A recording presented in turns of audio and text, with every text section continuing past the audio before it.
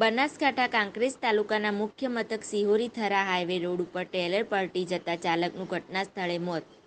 પ્રાપ્ત વિગતો અનુસાર કાંકરેજ તાલુકાના મુખ્ય મથક સિહોરી થરા હાઈવે રોડ ઉપર અકસ્માતોનો સિલસિલો યથાવત રહેવા પામ્યો છે. ત્યારે હવે રાત્રે એક ટેલર નંબર RJ પર GA 6043 રાજસ્થાનની જયપુર ખાતેથી સફેદ સિમેન્ટ ભરીને મોરબી તરફ જઈ રહી હતી. ત્યારે national highway Sihori Thara road ઉપર અચાનક ડ્રાઈવરે સ્ટીયરિંગ પરનો કાબુ ગુમાવી દેતા ટેલર પલટી ખાઈ જતા મોટો ધડાકો થતાં આજુબાજુના લોકો દોડી આવ્યા હતા અને સિહોરી પોલીસ સ્ટેશનમાં જાણ કરી હતી.